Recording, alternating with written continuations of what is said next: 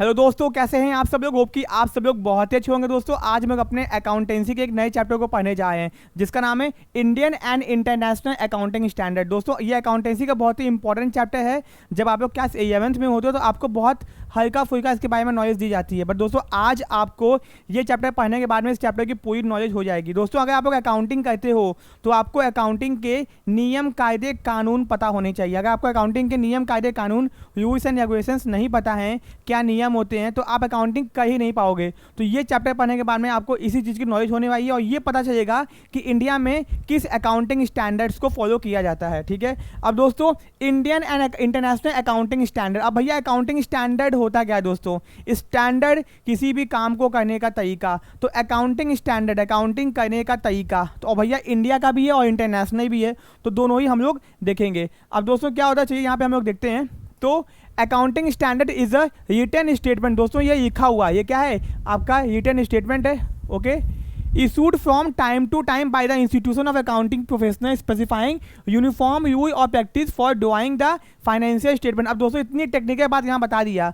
अब भैया accounting standard simple भाषा में अकाउंटिंग के नियम होते हैं जो कि टाइम से क्या बोलते हैं, जो अकाउंटिंग की बड़ी बड़ी बॉडीज़ हैं, प्रोफेशनल इंस्टीट्यूट हैं, वो टाइम से बताते रहते हैं कि भैया इस स्टैंडर्ड को फॉलो करना चाहिए एंड वही आपके ये नियम बन चुके हैं। तो अकाउंटिंग स्टैंडर्ड क्या है? एक रिटन स्टेटमेंट है, मतलब लिखी गई बात है, ठीक है ना, कोई नियम है। ओके, इशूड फ्रॉम, जो कि टाइम से समय समय से इशू किया जाता है बाय द अकाउंटिंग प्रोफेशनल। हमारी दुनिया के जितने भी अकाउंटिंग के प्रोफेशनल लोग हैं जिनको अकाउंटिंग में बहुत अभूतपूर्व जानकारी है, वो लोग इशू करते हैं and uniform rules and practices. अब देखो बात समझो, लेफ्ट मतलब होता है राइट, सॉरी लेफ्ट मतलब होता है लेफ्ट, राइट मतलब होता है राइट। बात समझ आया? तो ये लेफ्ट का मतलब लेफ्ट से जाना आना, राइट का मतलब राइट से आना जाना। तो ये दुनिया ने माना, तभी तो पूरी दुनिया में लेफ्ट का मतलब लेफ्ट माना गया, राइट का मतलब राइट माना गया है। तो अगर लेफ्ट का मतलब हम लोग राइट मानते हो, राइट का मतलब लेफ्ट मानते, तो उल्टा हो गया ना। तो दुनिया जो चीज़ बताई गई है सब लोग एक जैसा चीज़ माने। भैया ब्लड ग्रुप कितने टाइप के होते हैं? B+ O positive B negative. तो भैया पूरी दुनिया में सेम ही है ना। ऐसा कहीं सुने हो क्या कि अमेरिका में ब्लड ग्रुप किसी और टाइप का होता है? तो दोस्तों यूनिफॉर्म कि पूरी दुनिया एक ही चीज़ को फॉलो करे, इसके ये यूनिफॉर्म प्रैक्टिस और चीज़ें बनाई गई हैं। ठीक है दोस्तों, ये आपको समझ में आ गया। ओके, अब दोस्तों यहाँ पर ध्यान दो कि यूनिफॉर्म यूज होना चाहिए जिससे कि अकाउंटिंग एक तरीके से हो। भैया अकाउंटिंग क्या हो? एक तरीके से हो।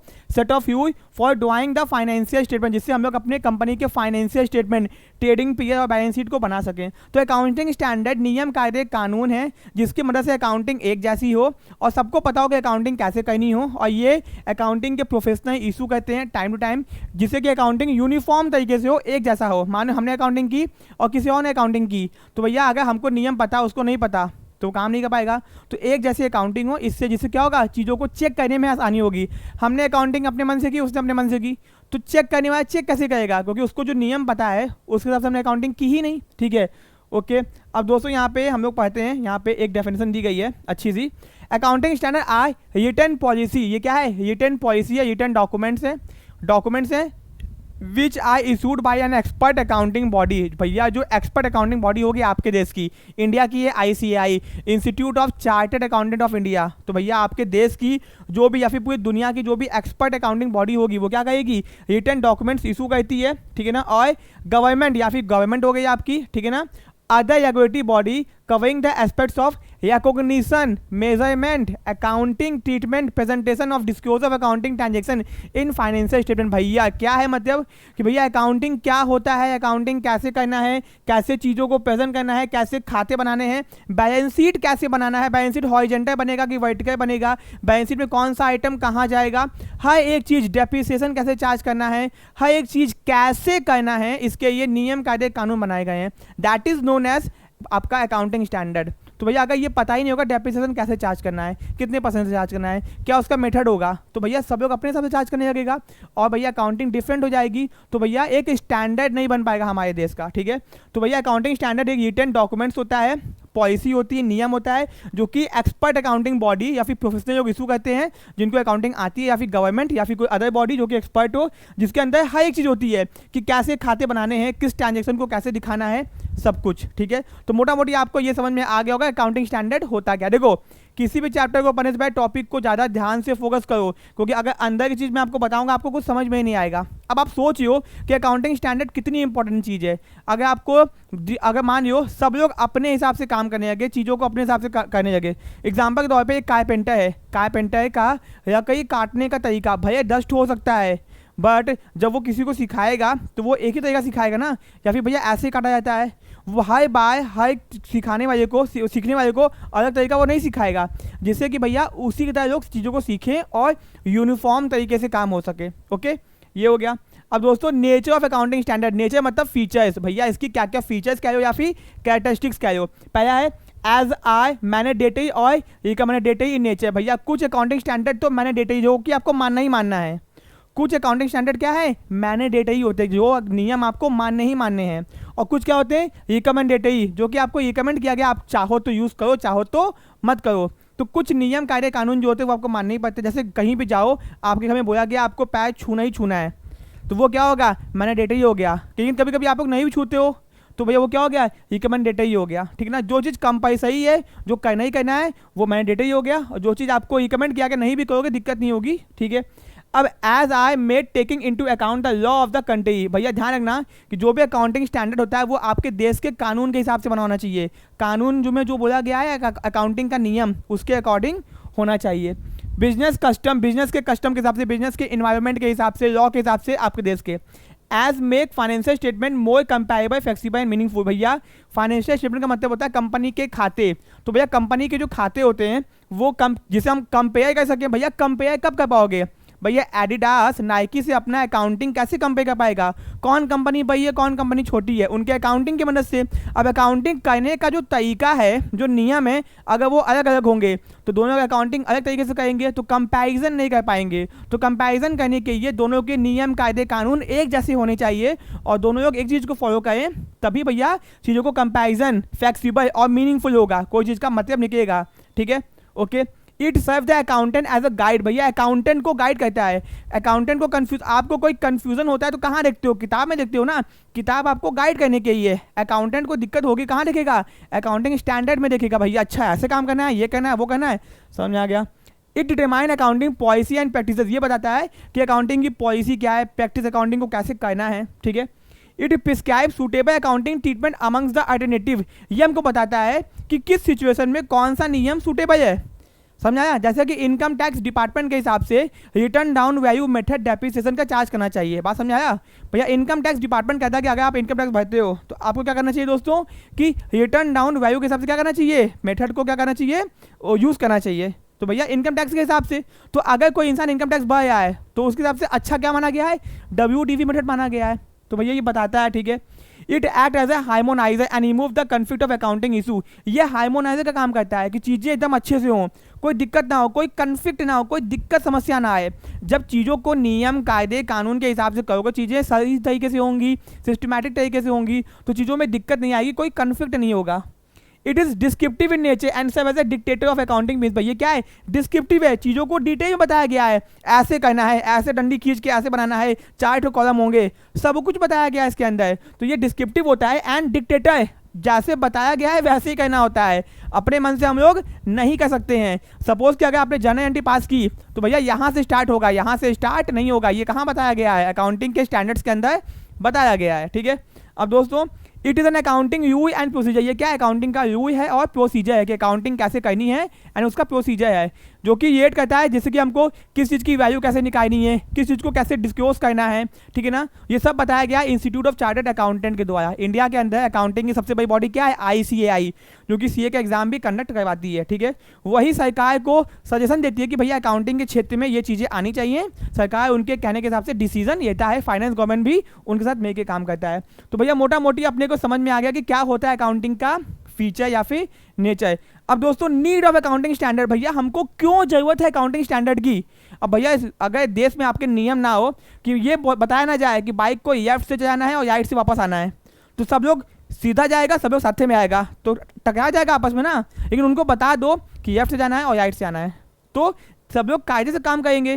तो कोई भी नियम बनता क्यों है, सिस्टमैटिक तरीके से काम करने के लिए, बात समझ में आया। तो अकाउंटिंग स्टैंडर्ड की जरूरत क्यों पड़ गई कि काम कैसा हो, यूनिफॉर्म तरीके से हो, एक जैसा हो, अलग अलग तरीके से ना हो, सोचिए, देखो आप इतनी चीज नोटिस की होगी, इंडिया के अंदर जितने भी टूरिस्ट के पैसे थे वहां पे बिडिंग को एक जैसा किया जाया है, जैसे चीज़ें एक जैसे दिखें, और वहाँ पे शॉप को नंबर दिया जाए, shop number 1 2 3 4।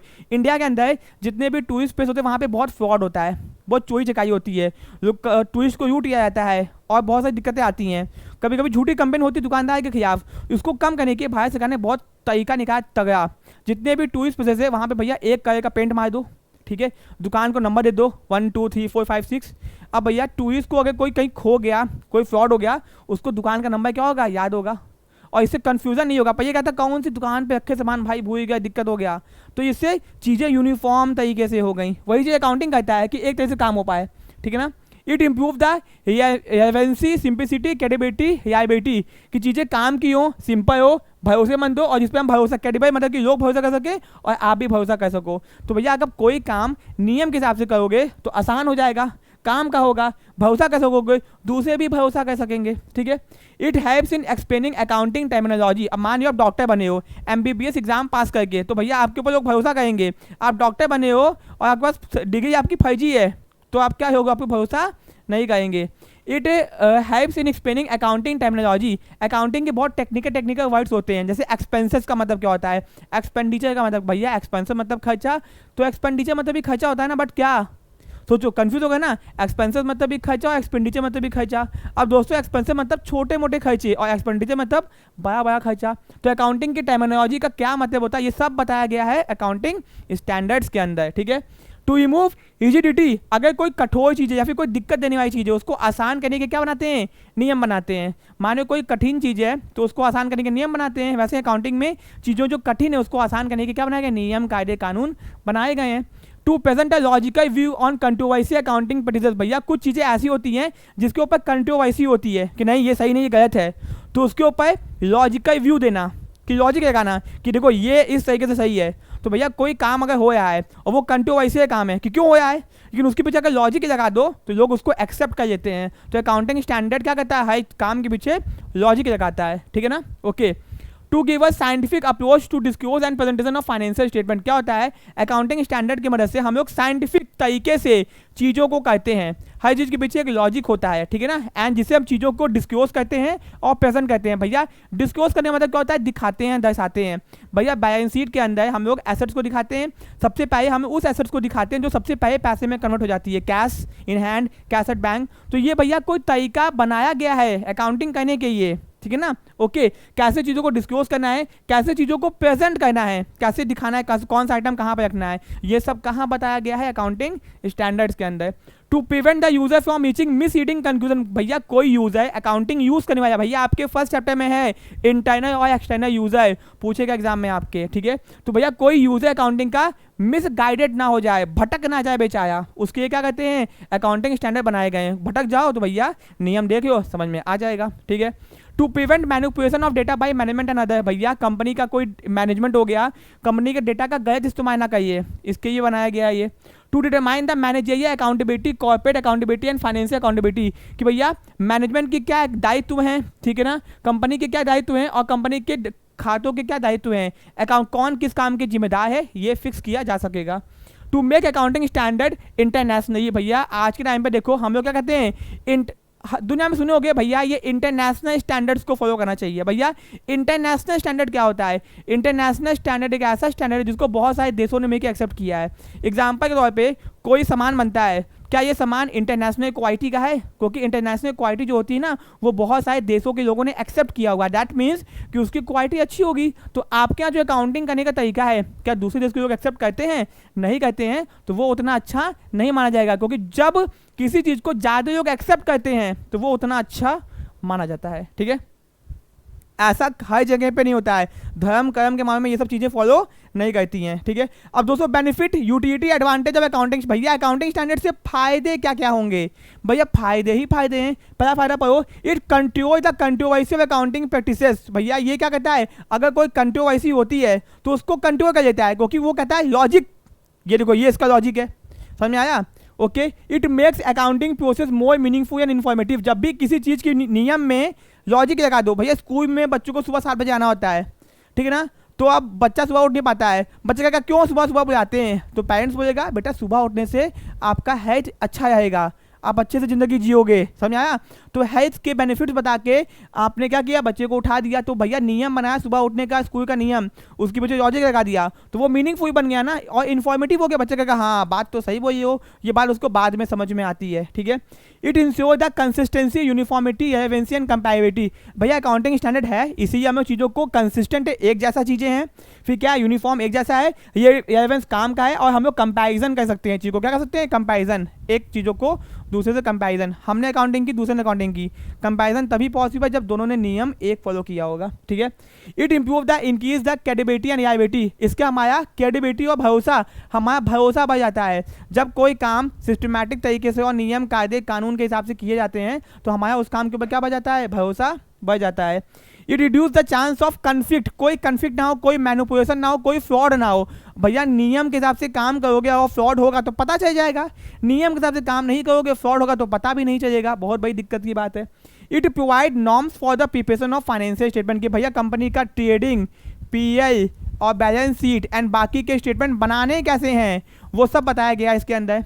It remove the diverse accounting practices. भैया पहले के टाइम पे इंडियन अकाउंटिंग स्टैंडर्ड था, फिर डबल अकाउंटिंग स्टैंडर्ड आया, और आज के टाइम पे बहुत से अकाउंटिंग स्टैंडर्ड्स हैं, नियम बनाए गए हैं। तो भैया जो अलग अलग अकाउंटिंग के तरीके हैं उसको मिला के एक अच्छा स्टैंडर्ड बनाया गया है जिससे कि काम एक जैसा हो सके, ठीक है। जैया जैसे अकबर ने एक धर्म बनाया था, दीन है इलाही, जिसमें भैया सारे धर्म के सिंबल्स को इस्तेमाल करके एक धर्म बनाया था, बट वो चल नहीं पाया उतना, ठीक है। It ensure transparency in presentation of financial statement, कि भैया इससे पारदर्शिता बनी है कि लोगों को पता चले कि अच्छा ये ऐसे बना है, ये ऐसे बना है, ये ऐसे बना है। लोगों के पास में लॉजिक होना चाहिए, चीज़ें ट्रांसपेरेंट होंगी कि अच्छा ये काम ऐसे किया गया है, सबको पता होगा। हर चीज देखो, कोई भी काम के पीछे लॉजिक होता है, लॉजिक मतलब उसका नियम, दैट मीन्स वो इजी हो जाए, लोगों को पता चले कि अच्छा ये काम ऐसे होता है, ठीक है। अब दोस्तों अकाउंटिंग स्टैंडर्ड इन इंडिया, अब दोस्तों इंडिया के अंदर जो अकाउंटिंग स्टैंडर्ड अगर आप पढ़ने जाओगे तो आपको बहुत सारी किताबों में टेंशन हो जाएगा कि भैया कैसे है, क्या है, कितना है, तो हम समझाते हैं। तो अकाउंटिंग स्टैंडर्ड इन इंडिया, ठीक है भैया। तो अब इंडिया के भैया बात करते हैं, फिर विदेश की बात करेंगे, पहले अपने देश की बात, फिर विदेश की बात। Almost each country has expert regulatory accounting body, हर देश के पास में उसकी खुद की अकाउंटिंग की एक्सपर्ट बॉडी होती है जो कि अकाउंटिंग के मामलों में नियम कायदे कानून को बनाते हैं वो लोग, ठीक है ना। एट नेशनल लेवल, ठीक है ना, has been set up to control the direction of accounting, कि उनके देश में अकाउंटिंग कैसे की जाइए। हो सकता है कि कोई देश अपने एनवायरनमेंट के हिसाब से अकाउंटिंग के कुछ नियम बनाया हो और वो केवल अपने देश में फॉलो करता हो, बट इंटरनेशनली वो इंटरनेशनल नियम को फॉलो करता हो। ऐसा पॉसिबल है कि अपने घर में आप पूजा कर रहे हो, घाट पे जाए हो, बट जब आप कहीं अदर कंट्री में जाओगे तो आप समुद्र किनारे बैठ के पूजा तो नहीं करोगे ना, वहाँ पे आप चीज़ों को बदल दोगे थोड़ा सा, ठीक है। In USA financial accounting standard, America के अंदर जो बॉडी है, मतलब जो अकाउंटिंग का काम करती है, उसका नाम है FASB। तो आपसे इसका फुल फॉर्म पूछ सकता है। फिर has been interested to issue known as statement of financial accounting standard, तो वहाँ पे जो अकाउंटिंग स्टैंडर्ड इशू किया जाता है उसका नाम है statement of financial accounting standard, SFAS। भैया अमेरिका की जो बॉडी है उसका नाम है FASB, financial accounting standard board, जो कि वहाँ पे अकाउंटिंग स्टैंडर्ड इशू करती है, उसका नाम क्या है, statement of financial accounting standard. And it has establish emerging issue task force, EITF। भैया इसने क्या किया है, एक टास्क फोर्स बनाया है। टास्क फोर्स का मतलब होता है गंभीर मुद्दों के ऊपर एक्शन लेना, कि अगर कोई भी दिक्कत आती है तो ये उसके ऊपर काम करते हैं और डिसीजंस बनाते हैं कि कहीं क्या कैसे उसको सॉल्व करना चाहिए, ठीक है ना। With not covered by the existing areas, जो कि आज के टाइम पे दोस्तों नहीं है, ठीक है। अब दोस्तों in UK these are known as, अब यूके मतलब यूनाइटेड किंगडम यानी कि ब्रिटेन आज के टाइम पे क्या है, फाइनेंशियल रिपोर्टिंग स्टैंडर्ड FIS, जिसका नाम क्या है FIS होता है, and urgent issue task force, इसने क्या बनाया है, UITF बनाया है। क्या बनाया है, UITF, कि भैया इसके देश में जो भी बनेंगे IFIS वो UITF के द्वारा बनेंगे, ठीक है। एंड इंडिया के अंदर बनाया गया है ICAI, institute of chartered accountant of India, ठीक है दोस्तों, ये आपका हो गया। तो भैया इंडिया के अंदर क्या है, ICAI है। अब दोस्तों प्रोसीजर ऑफ इशूइंग AS, दोस्तों यहाँ पे ये एज नहीं है, ये क्या है, AS है, अकाउंटिंग स्टैंडर्ड इन इंडिया। तो भैया इंडिया में अकाउंटिंग के नियम को इशू करने का तरीका क्या है, प्रोसीजर क्या है, वो पढ़ने जाए। तो भैया the ICAI, the accounting standard board, अब दोस्तों ध्यान रखना, समझना बात को, ये क्या है, ASB है, क्या है, ASB, अकाउंटिंग स्टैंडर्ड बोर्ड, ठीक है ना, जो कि आया था 21 अप्रैल 1977 को, तो ये आपसे एग्जाम में पूछ सकता है, ठीक है ना।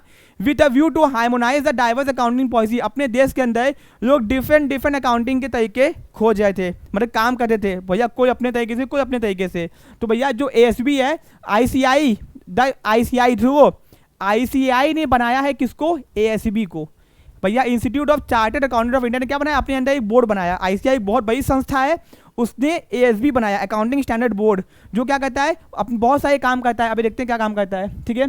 इसने क्या किया, देखा कि जो अलग अलग अकाउंटिंग पॉलिसी हमारे देश में चल रही है उसको हार्मोनाइज एक जैसा करने के लिए practice in India also develop in the field of accounting and international level, तो उसने अकाउंटिंग स्टैंडर्ड बनाया। क्या बनाए? अकाउंटिंग स्टैंडर्ड बनाए, ठीक है। It is one of the member of international accounting, ये क्या है? इंटरनेशनल अकाउंटिंग स्टैंडर्ड कमिटी का मेंबर भी है भैया, इंटरनेशनल अकाउंटिंग स्टैंडर्ड कमिटी, जो कि हर देश के मेंबर क्या है वहाँ पे होते हैं और मिल के कि अकाउंटिंग कैसे की जाए ये डिसाइड करते हैं। मेन फंक्शन ऑफ ASB क्या है? इसका मेन काम क्या है कि AS को बनाना है। AS मीन्स अकाउंटिंग स्टैंडर्ड को बनाना एंड इंश्योर देयर एप्लीकेबिलिटी, कि वो कैसे इस्तेमाल किया जाएगा ये डिसाइड करना, कि AS को बनाना और इसको कैसे इस्तेमाल करना है, ठीक है। समझ आ गया। अब दोस्तों accounting standard issued by ICAI, अब सुनो भैया, अब ICAI इंडिया के अंदर बहुत इंपॉर्टेंट और टेक्निकल चीज बताएंगे, ध्यान से सुनना। तो इंडिया के अंदर कितने अकाउंटिंग स्टैंडर्ड है? तो भैया the council of the institute of chartered accountant of India had issued 32 years, 32 accounting standard को इशू किया गया। कितना किया गया? 32 ठो नियम समझ जो बनाए गए, ठीक है भैया। So far but as per company act 2006 notified 31/2011 percent to, ये बताया, ठीक ठीक ठीक ठीक ठीक। यहाँ पे क्या है कि 28 years, मतलब AS1 to AS7 and AS9 to 29 are operational. कहने का मतलब है कि देखो 32 अकाउंटिंग स्टैंडर्ड बनाए गए, लेकिन कंपनी का कुछ नियम पास किया गया। इतने सारे नियम बता दिए, सेक्शन बता दिए गए। इसमें बताया गया कि देखो भैया केवल 28 ठो ही काम कर रहा है, बाकी के काम नहीं कर रहे हैं। तो कितने काम कर रहा है? AS1 से लेके AS9 तक, AS1 से लेके AS7 तक। तो भैया आपका यहाँ पे जो 8वां वाया है वो काम नहीं किया, एंड AS9 से लेके AS29 तक। तो भैया 30, 31, 32 वो 3 ठो और 8वां वाया, इसको क्या किया गया? ये ऑपरेशनल नहीं है, मतलब नियम तो है बट योग इसको इस्तेमाल नहीं करते हैं, ठीक है। मतलब 32 अकाउंटिंग स्टैंडर्ड, सुनना बात को ध्यान से, बहुत इंपॉर्टेंट चीज बताए हैं। 32 अकाउंटिंग स्टैंडर्ड आया, जिसमें से यूज केवल कितना होया था? 28 ठो। कैसे कैसे? 1 से 7 तक, 8वां नहीं होया था, 9 से 29 तक, 30, 31, 32 भी नहीं होया था, 8वां 30, 31, 32, ठीक है भैया। तो अकाउंटिंग स्टैंडर्ड जो 8 था, 8वां वाला, उसको विड्रॉन बाय द ICI ने विड्रॉ कर दिया। कहा भैया ये बेकार है, ये अच्छा नहीं है, इसको हटाओ, ठीक है। हो भैया ठीक है, नियम अच्छा नहीं था, नियम हटा दिया गया, ठीक है। तो दोस्तों अब अब बाकी का जो आपका 30, 31, 32 है वो अभी भी है बट वो यूज नहीं होता है। तो करंट में आया 32, यूज होता है 28, 8वें को हटा दिया गया। क्या कर दिया गया? हटा दिया गया, ठीक है।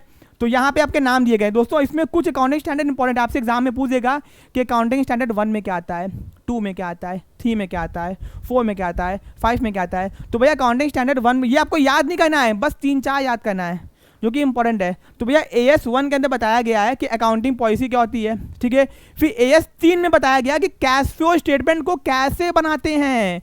आपने पढ़ा होगा क्लास 12 के अंदर कैश फ्लो स्टेटमेंट, कितना पैसा आता है, कितना पैसा जाता है, इसको बनाते कैसे हैं, फॉर्मेट कैसे बनता है, कौन सा आइटम होगा, कौन सा आइटम नहीं होगा, ये कहाँ बताया गया है? ये बताया गया है AS3 के अंदर।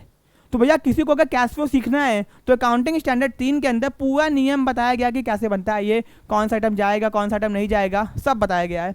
तो ये एग्जाम में आपसे पूछेगा। तो कौन कौन सा इंपॉर्टेंट है वो मैं टिक कर देता हूँ। AS1 इंपॉर्टेंट है, AS2 इंपॉर्टेंट है, ठीक है भैया। AS का 6 इंपॉर्टेंट है, ठीक है ना, ओके।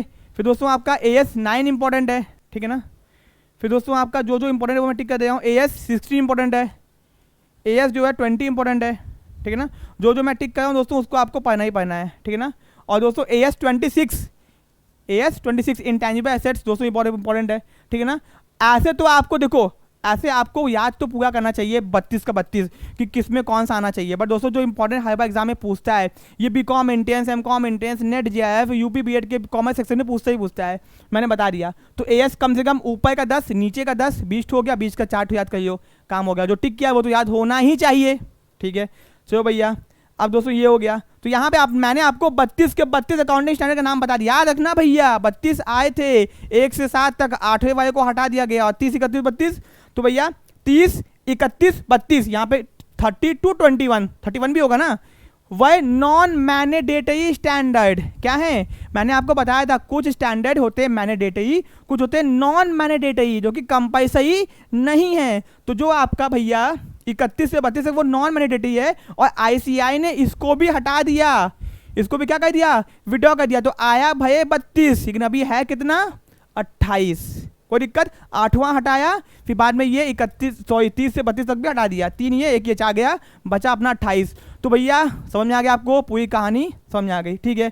अब दोस्तों चलो समझ में आपको आ गया कि एएस क्या है। अब दोस्तों आईएफआईएस, सबसे पहले तो आपसे इसका फुल फॉर्म पूछ देगा, क्या पूछ देगा, फुल फॉर्म, कि भैया क्या है वो यहाँ पे देख रहे हो, इंटरनेशनल फाइनेंशियल रिपोर्टिंग स्टैंडर्ड, आपसे इसका फुल फॉर्म पूछ देगा। एएसबी कब आया, आईसीआई का फुल फॉर्म पूछ देगा आपसे, जो टास्क फोर्स बने थे वो पूछ देगा AS1 में क्या आता है, AS2 में, AS3 में, AS4 में क्या आता है, ये पूछ देगा। और थोड़ी बहुत फीचर्स एक बार ऊपर से देखे ना कि भाई अगर एमसीक्यू होता है तब, अगर रिटर्न होता है भैया तो आपको रिटर्न अच्छे से पढ़ना होगा, ठीक है। अब दोस्तों अब क्या होता है ये आईएफआईएस, पहले तो फुल फॉर्म ही पूछेगा तो बस फुल फॉर्म ही, बट अंदर की चीजें देखे थे क्या चीजें बोल रहा है। With the emergence of industrialisation and automation at globe level, भैया पूरे दुनिया में इंडस्ट्रियलाइजेशन, इंडस्ट्री जग रही थी, ठीक है, जगने दो। फिर ऑटोमेटेशन, चीजें ऑटोमेट हो रही थी, ऑटोमेटिक हो रही थी पूरी दुनिया में। Various multinational company have been emerge, बहुत कंपनी आ गई, उनकी ब्रांचेस आ गई डिफरेंट कंट्रीज में। भैया आज के टाइम पे बाहर की कंपनी कितनी इंडिया में काम कर रही है, जब बाहर की कंपनी इंडिया में आएगी, इंडिया कंपनी बाहर जाएगी, तो वहाँ का अकाउंटिंग करने का नियम अलग था, यहाँ का अलग था। तो इंडिया वालों को वहाँ का नियम समझना पड़ा, वहाँ वालों को यहाँ का नियम समझना पड़ा। दिक्कत ही दिक्कत भाई, सिस्टम पूरा हिल गया लोगों का। अब दिक्कत क्या था, इस सिस्टम को ठीक करने के लिए अपने को चाहिए था कोई एक ऐसा चीज जिससे कि ये दिक्कत खत्म हो जाए। अब इंडिया में अगर नियम बनाए, और इंडिया के लोग बिजनेस करते हैं, अकाउंटिंग करते हैं, उनको पता है इंडिया का नियम, आराम से अकाउंटिंग करे, कोई दिक्कत नहीं। बट इंडिया का बिजनेस बड़ा हो रहा, ब्रांचेस बाहर खुल रही हैं, तो वहाँ का नियम पता होना चाहिए था। आपको पता है इंडिया के अंदर जो अकाउंटिंग पीरियड था वो 1 जनवरी से 31 दिसंबर था। अब इंडिया में हम लोग ऐसे अकाउंटिंग करते थे, लेकिन बाद में पता चला कि जो अदर कंट्री है वो 1 अप्रैल से 31 मार्च करती हैं नेक्स्ट ईयर। तो इंडिया ने भी इसको काट के इंटरनेशनल वाला फॉलो कर लिया, क्योंकि भैया हम भी आज से वही भैया अकाउंटिंग पीरियड मानेंगे, ठीक है। चलो होप कि आपको समझ में आ गया होगा। अब दोस्तों the accounting concepts and convention vary from country to country, भैया अकाउंटिंग के कंसेप्ट्स, अकाउंटिंग के कन्वेंशन जो नियम होते हैं वो हर कंट्री के अलग होते हैं। भैया रीति रिवाज है कि नहीं, हमारे यहाँ पैर छूते हैं, दूसरों के हाथ पे जाते हैं, किसी के यहाँ गले मिलते हैं, वैसे अकाउंटिंग के नियम भी क्या होते हैं, अलग अलग होते हैं country to country. So financial information was not comparable, तो भैया अगर नियम अलग अलग होंगे तो भैया कभी भी कंपैरिजन तो पॉसिबल ही नहीं है, ठीक है। तो दस इट वॉज फेड, ये महसूस किया गया to have a common set of accounting financial reporting standard की। भैया पूरी दुनिया ने इस बात को महसूस किया, जब पूरी दुनिया को बम्बू हुआ तो महसूस हुआ कि नहीं भैया अब ऐसा कोई नियम होना चाहिए जो कि सब लोग फॉलो कर सके, सब लोग मान सके, ठीक है ना, ओके ठीक है। So as to understand and compare the financial information world wide, तब पूरी दुनिया ने इस बात को महसूस किया, ठीक है भैया। तो विद द एम, इसके कारण IASC बनाया गया, इंटरनेशनल अकाउंटिंग स्टैंडर्ड कमिटी। एक कमिटी बनाई गई जहां पे हर देश के जो एक्सपर्ट बॉडी होती है वो उसकी मेंबर बन गई। इंडिया की ICI जाके इसकी मेंबर बन गई, ठीक है ना।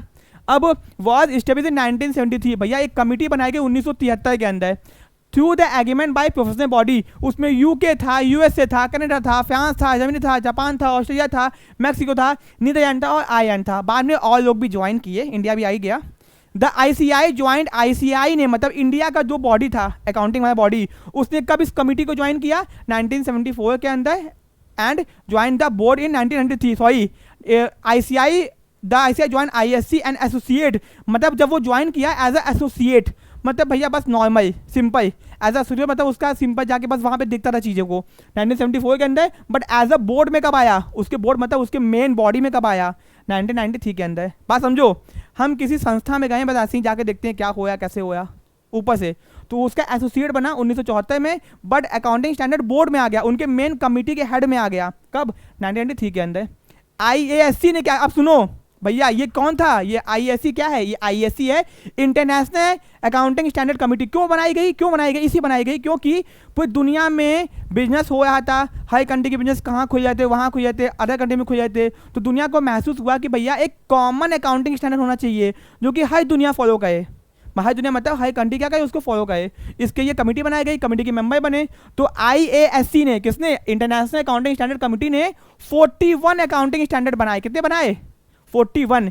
इन्होंने भी अपने अकाउंटिंग स्टैंडर्ड बनाए। भैया इनका भी देखो, नियम तो नियम ही होता है। अब अपने यहाँ पानी कैसे उबालना नियम बनाया गया, तो इनके यहाँ पानी कैसे उबालना का नियम बनाया गया। नियम एक ही होगा बट तरीका थोड़ा सा अलग होगा, ठीक है। फिर दोस्तों जिसको हम लोग कहते हैं इंटरनेशनल अकाउंटिंग स्टैंडर्ड, क्या बोलते हैं, इंटरनेशनल अकाउंटिंग स्टैंडर्ड। अभी हमने पढ़ा अकाउंटिंग स्टैंडर्ड, ठीक है। फिर अपन जाए international accounting standard. The objective was to develop AS which would acceptable, इसका उद्देश्य ये था कि दुनिया इसको एक्सेप्ट करे, that financial reporting to be improve international, जिससे कि अकाउंटिंग पूरी दुनिया में एक तरीके से हो सके। ओके 41 है, उधर 32, 28, 2, 8 समझ में आ गया, ठीक है।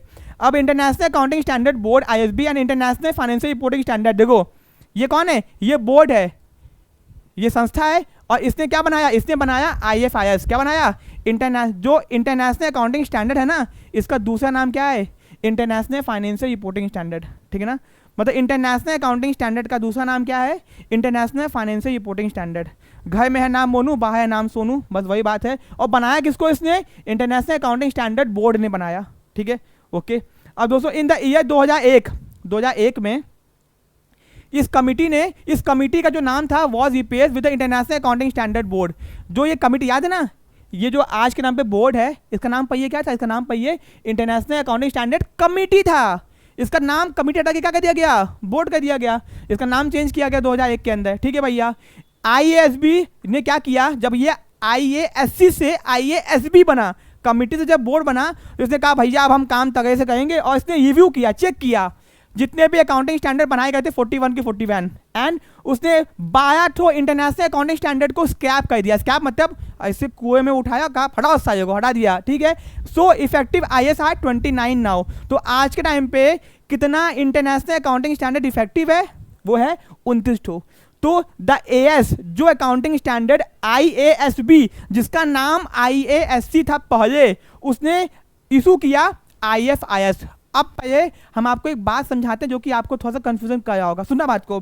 सबसे पहले दुनिया को लगा कि भैया अकाउंटिंग स्टैंडर्ड एक जैसा होना चाहिए, तो बनाया गया IASC कमेटी बनाई गई। उस कमेटी का नाम रखा गया IASB। जिस IASB ने बनाया अकाउंटिंग स्टैंडर्ड 41, सॉरी जो अकाउंटिंग स्टैंडर्ड बनाया गया 41 वो IASC ने बनाया था, ठीक है ना। IASC ने बनाया, फिर बाद में जब उसका नाम चेंज किया गया 2001 के अंदर IASB के अंदर, IASC का नाम क्या किया गया, चेंज किया गया। तो इसने कहा भैया हम चेक करेंगे, चेक किया 41 में इनको बायोटो खराब लगा, बायोटो बंद कर दिया। अब ठीक है, तो पहले जो भी जितना भी आपका अकाउंटिंग स्टैंडर्ड बनाया गया उसको मैं बोलते हैं इंटरनेशनल अकाउंटिंग स्टैंडर्ड, जिसमें बनाया गया था 41, खत्म हो गया, बायोटो बचा 29। अब बाद में IASC का नाम चेंज करके IASB हो गया। तो IASB जितना भी अकाउंटिंग स्टैंडर्ड बनाता है वो उसको इंटरनेशनल अकाउंटिंग स्टैंडर्ड नहीं बोलता, वो कहता है IFIS। क्या बोलता है, IFIS बोलता है। एक बार फिर से बातों को समझिए ना, जब भैया IASC बनाया गया उसने क्या किया, 41 अकाउंटिंग स्टैंडर्ड बनाए, इंटरनेशनल अकाउंटिंग स्टैंडर्ड, ठीक है ना। बाद में IASC का नाम चेंज करके IASB किया गया। इसने चेक किया कि जो 14 इंटरनेशनल अकाउंटिंग स्टैंडर्ड थे, सॉरी 14 क्या आए हैं आपका, कितना था 41, उसमें से 12 ठो बेकार हैं, उसको हटा दिया और बंद कर दिया। अब जितना भी अकाउंटिंग स्टैंडर्ड ये IASB बनाता है, अब वो उसको क्या बोलता है, IFIS बोलता है, ठीक है ना, कोई दिक्कत। अब ये जो बनाता है, जिससे कि पता चले ना कि IASC ने कौन सा बनाया था और IASC कौन सा बनाया था और IASB कौन सा बनाया है, ठीक है। ओके, ये आपको समझ दोस्तों आ गया। अब दोस्तों IFIS क्या है, ये IFIS। तो भैया IFIS कौन बनाता है, IASB। And international accounting standard किसने बनाया था, IASC कमिटी ने बनाया था। तो IFIS IAS ये क्या है, अकाउंटिंग स्टैंडर्ड है जो कि डेवलप करता है इंटरनेशनल अकाउंटिंग स्टैंडर्ड बोर्ड, ठीक है ना। IASB डेवलप 10 प्रिंसिपल, देखो 12 ठो हटाया था ना वहाँ से, याद है ना भैया, जब IASC IASB बना तो 12 ठो हटा दिया, तो बाद में आया और 10 ठो बनाया, क्या 10 ठो क्या बनाया, IFIS। भैया IFIS बस नाम है, IFIS international financial reporting standard, but ये है क्या, इंटरनेशनल अकाउंटिंग स्टैंडर्ड। ये काम वही का, बस नाम दूसरा कर दिया। ये देख लो भैया, बनाया 10 ठो बनाया, नाम देख लो अपना, नाम याद करने की जरूरत नहीं है, बस देख लो क्या है, फुल फॉर्म ही पूछेगा एग्जाम के अंदर, ठीक है। चलो भैया, अब दोस्तों जो ये तो IFIS है, ये क्या है 10 ठो, क्या है ये IFIS है 10 ठो। लेकिन जो IASC ने बनाया था, याद है ना, IASC जो 29 ठो था, 41 था, बाया हट गया, 29 बचा, ये 29 ठो देखो पूरा यहाँ पे, ये पूरा 41 है, बट बचा हुआ कितने यहाँ पे होना चाहिए 29 ही, ठीक है। अब दोस्तों the about 29 standard issued by IASC, याद है ना, out of 41 standard I still in force, अभी भी चल रहा है, मतलब 29 ठो जो है अभी भी इस्तेमाल होता है। कितना होता है 29 ठो अभी भी इस्तेमाल होता है, बनाया था 41, इस्तेमाल होता है, ठीक है ना। And they are not amended by IASB ने इसको चेंज नहीं किया, 29 ठो चेंज नहीं किया। न्यू स्टैंडर्ड जो भी IASB इशू करता है उसको हम क्या बोलते हैं, IFIS बोलते हैं। सो फार इट हैज इशूड, तो अब IASB जितना भी इंटरनेशनल अकाउंटिंग स्टैंडर्ड इशू करता है उसका नाम क्या है, IFIS, ठीक है ना, ओके समझ में आ गया। अब दोस्तों IFIS और अकाउंटिंग स्टैंडर्ड में डिफरेंस क्या है, बाय द ICI, ठीक है ना, ये देख लेते हैं। The IFIS I the principle based on accounting standard by Indian law gap generally accepted accounting principle. देखो जो IACI जो कि इंडिया का है, जो अकाउंटिंग स्टैंडर्ड इशू करता है, और IFIS जो कि international accounting standard board issue करता है, दोनों में डिफरेंस क्या है। तो जो IFIS है वो प्रिंसिपल बेस्ड अकाउंटिंग स्टैंडर्ड है, भाई जो गैप है इंडिया में जो अकाउंटिंग स्टैंडर्ड उसका नाम क्या है, gap generally accepted accounting principle, ठीक है ना। और AS जिसको हम लोग क्या बोलते हैं, अकाउंटिंग स्टैंडर्ड बोलते हैं, are the use based on the accounting standard, मतलब इंडिया वाला इंडिया के हिसाब से है, बाहर वाला बाहर के हिसाब से है। IFIS do not prescribe any format, IFIS के अंदर ये नहीं बताया गया है कि बैलेंस शीट का फॉर्मेट क्या होगा। भाई इंडियन लॉ के अंदर बताया गया है कि बैलेंस शीट का फॉर्मेट क्या होगा, प्रॉफिट एंड लॉस का फॉर्मेट क्या होगा, ठीक है, okay. IFIS are based on fair value concept, ये क्या है, फेयर वैल्यू कंसेप्ट बेस्ड होता है। भाई Indian accounting standard are based on historical cost. दोस्तों ये कहता है कि फेयर वैल्यू किसी भी चीज़ की क्या फेयर वैल्यू है, एक्चुअल वैल्यू, और ये कहता है नहीं भैया हिस्टोरिकल कॉस्ट, जब हमने किसी सामान को खरीदा है, जिस दाम पे खरीदा उस दाम को ये के चलेंगे, ठीक है, खत्म हो गया। अब दोस्तों India and the use of IFIS in India, अब देखो इंडिया के पास तो खुद का भैया अपना अकाउंटिंग स्टैंडर्ड है कि नहीं है, अकाउंटिंग स्टैंडर्ड जो कि ICI ने बनाया था, कितना है 28 ठो है, ओके कोई दिक्कत नहीं है। अब सिंस ICI जो इंडिया का था उसने भी IASC को ज्वाइन किया था 1993 में, ठीक है ना, and issued 32 accounting standard so why which AS 1 to 7 9, ये तो पता ही अपने को, ये पता नहीं पता आपको भैया, मैंने पहले बताया था कि सिंस ICI ने ज्वाइन किया IASC को 1993 में, and it has issued 32 AS so five which AS 1 7, बता दिया मैंने पहले। अब दोस्तों यहाँ पे हुआ क्या, अब देखो यहाँ पे होने क्या वाला है, अब देखो दिक्कत क्या हुई कि अब भैया दुनिया के ये एक ठो अकाउंटिंग स्टैंडर्ड बन चुका है, इंटरनेशनल अकाउंटिंग स्टैंडर्ड बन चुका है, जिसका टेक्निकल नाम, नया नाम क्या है, IFIS। तो भैया अब बहुत सारे देशों ने इंडिया की तरह अपना खुद का नियम बना के रखा हुआ था, छोटा मोटा इंडिया का था ना 28 ठो, याद है ना, 32 था, खत्म हुआ था।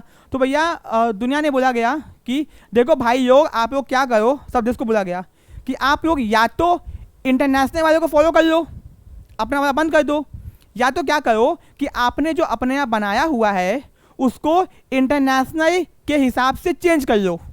देखो एक इंटरनेशनल अकाउंटिंग स्टैंडर्ड बन चुका है, ठीक है ना, IFIS नाम से, जिसको हम लोग क्या बोलते थे, पहले नाम चेंज हुआ था, ठीक है। अब दोस्तों बोला क्या गया, बोला ये गया कि या भैया आपको करना क्या है, या तो आप लोग क्या कीजिए कि अपने यहाँ के नियम को बंद कीजिए और IFIS को यूज़ कीजिए, या तो आप क्या कीजिए आपके यहाँ जो बना हुआ है उसको आप IFIS के अकॉर्डिंग चेंज कर लीजिए।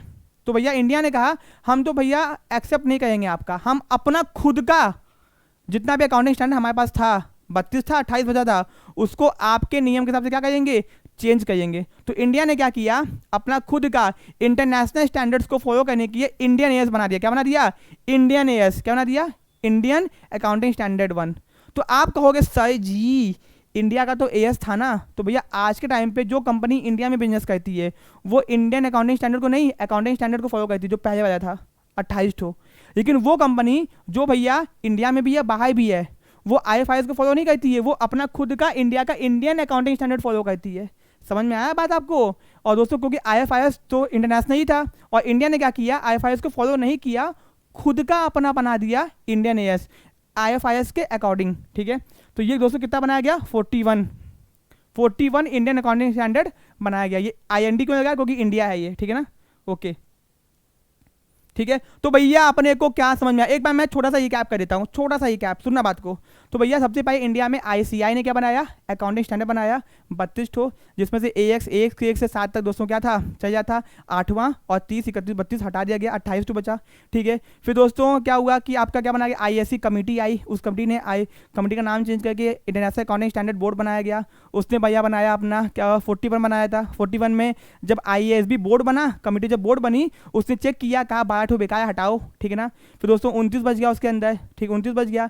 फिर जब ISB ने अकाउंटिंग स्टैंडर्ड 10 ठो और बनाया, नया 10 ठो बनाया, तो कहा कि भैया हम अब इंटरनेशनल अकाउंटिंग स्टैंडर्ड नहीं बोलेंगे, इसको क्या बोलेंगे, IFIS बोलेंगे। ठीक है, फिर दुनिया को बोला गया कि आपने जो अपने आप बनाया हुआ उसको बंद करो, या तो हमारा इस्तेमाल करो। इंडिया ने कहा भैया हम आपका इस्तेमाल नहीं करेंगे, हम अपना खुद का आपके हिसाब से कन्वर्ट कर देंगे। तो इंडिया ने फिर से इंटरनेशनल इंडियन एयर्स बना दिया। अब दिक्कत क्या है कि इंडिया में जो कंपनी है वो जो 28,000 वो इस्तेमाल करती हैं, वो कंपनी जो बाहर भी बिजनेस करती हैं और यहाँ पे भी करती हैं, वो इंडियन एयर्स को इस्तेमाल करती हैं। और कुछ कंपनी चाहें तो वो IFIS को भी इस्तेमाल कर सकती हैं, क्योंकि कोई दिक्कत की बात नहीं है। तो ये था पूरा अकाउंटिंग स्टैंडर्ड्स में। पूछेगा क्या आपसे कि अकाउंटिंग स्टैंडर्ड का फुल फॉर्म क्या है, IFIS क्या है, ASB क्या है, ICAI क्या है, फुल फॉर्म पूछेगा, कितने अकाउंटिंग स्टैंडर्ड हैं, और सबसे पहला वाला जो नहीं था उसमें कौन से अकाउंटिंग स्टैंडर्ड में कौन सा आता है वो पूछेगा। IFIS में नहीं पूछेगा किस में क्या आता है, और आपका इंडियन एयर्स में नहीं पूछेगा आपसे। ठीक है, तो ये था वीडियो दोस्तों, पसंद आया तो वीडियो को लाइक करना, चैनल को सब्सक्राइब करना, ऐसी वीडियोस के बने रहिए। Thank you so much.